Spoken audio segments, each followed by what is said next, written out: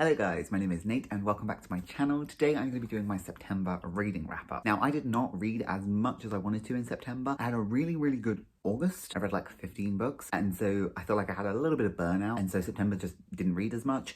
Especially the first 2 weeks, I don't think I really read anything. I was away for a good week in September and did have just a lot on. September felt very busy. I do feel like, however, I was also in a bit of a burnout, I guess, from audiobooks. I didn't feel like I was really getting into and really investing that much in audiobooks. I did listen to a couple in September and I feel like now I'm kind of back in the want to listening to audiobooks. So let's just go over very quickly what I did read in September. So first of all, I read an audiobook that was just completely audiobook, and that was the 10th book in the How to Train Your Dragon series. I think it's How to Steal a Dragon's Jewel. This is the 10th book in a 12-book series. It follows Hiccup, and this is kind of really coming now towards the end of the story, between like a big battle between humans and dragons. It's really building up. We have the introduction of some new characters in this one, and overall, honestly, this series is just so good, so much fun. It's just such a great adventure, and we had some new reveals. It was just a really good time. We did see in this a lot of Hiccup being on his own and kind of having to struggle a bit on his own with his dragons, but like on his own,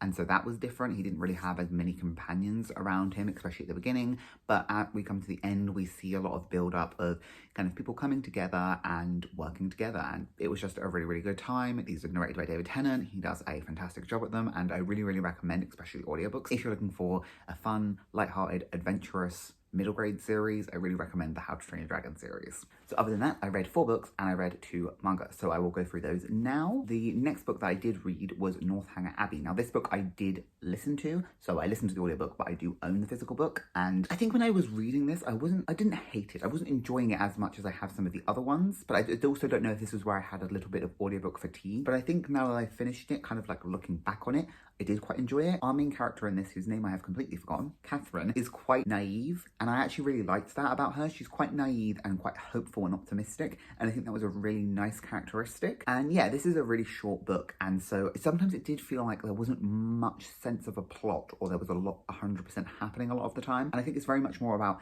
Catherine kind of becoming a bit more aware of the world. She's 17 and she goes and stays with some family friends in Bath, and in Bath she makes some friends and she meets this guy that she's quite interested in, and then like befriends his sister. And yeah, it's just kind of like a sequence of like a load of different events, and it just felt a bit random, if I'm honest. But I think overall I did like Catherine as a main character, and so I did enjoy that aspect of the story. Catherine does make some friends in this, and it does also have like the element of like kind of, it always has this element of like sneakiness that's going on, specifically with like Catherine learning, I guess, people's truths when she actually kind of meets them and such, if that makes sense. But it comes out at the end. It's quite optimistic and hopeful towards the end, but yeah, it was just a very short story. I probably would like to reread this instead of listening to it and actually see if I like the enjoyment of it reading. It's definitely not my favorite, but I do think I prefer it over, say, Mansfield Park, which is potentially my least favorite of the Jane Austen books. But it was also the last Jane Austen book that I needed to read, other than like her. I know she had, I don't know if it was a short story or just one that she never finished. I haven't read that, but this is the last of her completed novels that I needed. So that's really fun that I have completely checked all of Jane Austen off, and I did, I think, most of them this year. So that was that book. Then I read Percy Jackson and the Battle of the Labyrinth.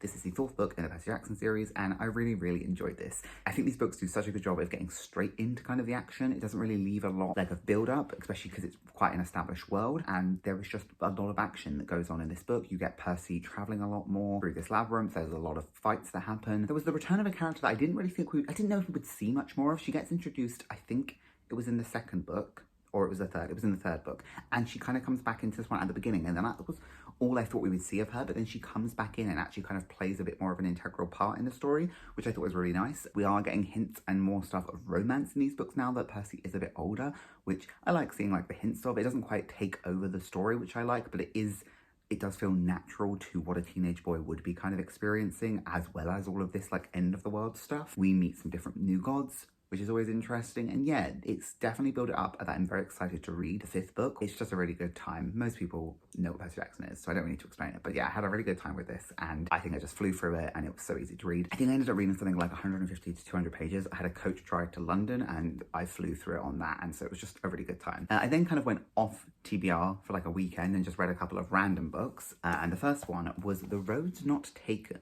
Now, this is a supernatural book, and I didn't know before I started this that this is a choose choose your own adventure book. So I was very confused when it got to the first part that was like, what do you think they should do? If you think they should do this, turn to this page. If you think they should do this, turn to this page. I was kind of a bit unsure about it, but I went with it. It's tiny, it's like 150 pages, and I didn't even end up reading the whole thing because I was choosing different avenues. And I did die, I think 4 times. I got end of the road. Then I would go back to my last choice and then pick the other choice that I didn't pick. Yeah, I've never read anything like that before. So this was a new, interesting surprise. But I actually really enjoyed it. It ended up, I think, coming around in a really good way where there's a couple of different cases throughout this. So it's kind of split into 4. And there are like 3 cases that kind of end up linking and then coming together in the 4th one. And I think that was executed very, very well. And then the 4th one, I think the kind of monster that it turns out to kind of be in the 4th one that's leading you through these cases plays out really well and works really well. I do think the only issue sometimes is with the kind of, I guess, the road not taken, the choice element, is that you know then, if so, that the first one I chose wrong, so then I got killed by the monster, so I knew who the monster was. Although because they are like only really short stories, like the first one's like 50 pages, but not all of that is the main story, because some of that is the story that you get killed in. It is like, you don't have to wait loads. Like you can kind of guess who the monster is, because they're not like trying to be really sneaky, if that makes sense. But it was really a refreshing read. I think extremely different, and it's been on my TBR for ages, so I just kind of randomly picked it up and was like, let's give it a go and see what it's like. It does make me want to rewatch Supernatural. It's been a while since I have rewatched Supernatural, so, and it's all on Amazon, so I could do that. But yeah, this was just a random fun read. Also, I would just add in, I think I rated this a 3.5 stars. This I rated a 4 star, and this I think I rated a 3 star just because it was good and it was interesting and I liked that it got all tied up, but it wasn't like the most amazing thing ever. And because it is quite short, I feel like it was hard not to build the world because I know the world. I don't know, it was weird, but it was fun, I think, more than anything. The final book that I read for the month of September, which was not on my TBR, is She Drives Me Crazy. This is by Kelly Quinlan, and I bought this from the works as kind of a cover buy because I really liked the art on it and I thought it was cute, and it ended up being quite a cute story. I think I rated it about 3.5. It is basically the story of Scotty, who is a basketball player and ends up losing her ex-girlfriend to like a rival basketball team, and she's quite embarrassed. And then through like a series of events, she ends up convincing Irene to like fake date her to kind of help them both out. So it's kind of like a enemies to lovers fake dating kind of tropes. And I think the first 150 pages of the book, so the first half, was really fun and entertaining and quite rom-com-y and like a bit cringy, but like in a good way. And the second half of the book got a lot deeper, I think, into issues. It was still decent, but then like the main character started to piss me off with some of her actions, and she was being quite selfish, and there were like misunderstandings that were a bit annoying, and they did get resolved relatively quickly, but it still kind of left that kind of a bit bitter feeling in my mouth. And I do think the book in a way got resolved, that it wasn't like it was insta love once they started fake dating. There was a build up of their relationship, and I do also think there is unresolved issues that our main character Scotty was dealing with that I think she did deal with, in they didn't just get kind of brushed over and then she kind of jumped into a new relationship. She obviously had issues left over from her past relationship that she had to deal with. And then Irene as well had in her past issues with like betrayals and like romances and stuff that she also dealt with. And I think there was a nice element of them balancing each other out. There wasn't a ton of like homophobia in this book, which I really liked. Like Scotty is openly out, and Irene does face some issues when she comes out, and especially more issues of people trying to twist it like she's using it for popularity and not like she's being genuine. But I think it was dealt with in quite a nice way. Overall, this was an okay book. Like it was just a kind of cute high school romance. Like I said, there was that kind of like a drama at the end, and our main character Scotty, I did find her annoying, but this had nice elements to it. Had a nice element of like friendship, nice friendship groups.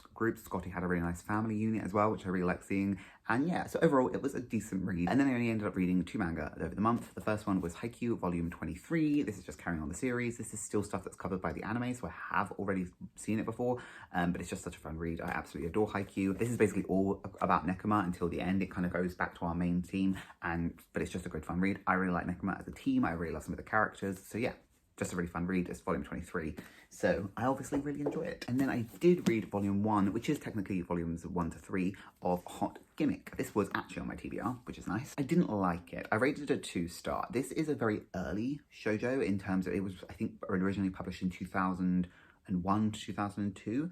and it feels like that. I've been reading like shoujo manga for a good few years, probably almost like 15 years. So like I'm used to reading older stuff, and then a lot of the more current stuff I think I like to read, this doesn't really have in it. This is quite a darker shoujo in terms of its tropes. Its whole main relationship is kind of really non-consensual and very much, it feels quite forced. There is a lot of non-consensual like touching, and the way the main character is treated by the men in these books is disgusting, and also the way that kind of it talks just kind of about, I think, our main character in general. Like, her sister at one point to her was an absolute bitch. She has this issue basically at the beginning of the series is about her sister, who is in junior high, so I'm not even sure how old that's supposed to be, but her younger sister is worried that she's pregnant, so she goes and buys her sister a pregnancy test, and this guy ends up seeing her buying it, and she lives in like this complex, which is a company complex, and so the company's president's wife, who happens to be his mum, is kind of like, she runs the complex. She's kind of like the queen bee of the complex, so if you piss her off, she can kind of talk to her husband and get your dad like moved or demoted and shit like that. So everyone tries to stay on her good side. So when he sees her with this pregnancy test, she accidentally lets it out that it's for her sister, who I imagine is about 13 or 14, and so he then basically says, I won't tell my mum if you become my slave, basically, and then kind of tries to force her to have sex with him so he can practice having sex. He never actually succeeds in this volume, which is nice. She does also at one point almost get like gang raped. Yeah, there's always this kind of, not always, but in older shows especially, sometimes there's always this kind of like weird, you know, you get like a weird trickery and there's a weird betrayal. There's also, she has an older brother in this who is not her older brother, but she thinks it's her older brother, but he knows he's not her older brother, and he's quite clearly in love with her, which is weird. So I do own all 12 of these volumes in like this style, and I just don't think I'm going to continue it. I'm going to keep them for now. No, I just don't think I'm going to bother reading it. I think I can read better series that are more my taste. And I think especially for like, if I'm reading a shoujo series, I kind of want it to be like cute and wholesome. And I'm not saying it doesn't have to have like drama and like plot developments and stuff. I don't know, I just feel like this has, yeah, a lot of tropes and traits from its time, and I just don't feel like I'm interested in reading about it. So like, it was made over 20 years ago, and so it feels like in that time period, a lot of stuff that would happen is just not stuff that I'm interested in reading about now. So yeah, this for me was not very interesting. I will say, which has nothing to do with anything, the Viz Big quality is stunning, and it does feel random that they released this series as a Viz Big. But yeah, the actual like content of the volume itself, I just don't think I'm interested in. So I think I'm going to DNF the series, and I will eventually sell or unhaul the books. So that was my very small reading wrap up for the month of September. I had a couple of books that I was reading towards the end of September, but they did carry over into October, so I will just talk about them in October. That was all for this month. Thank you guys so much for watching, and I'll see you again hopefully soon.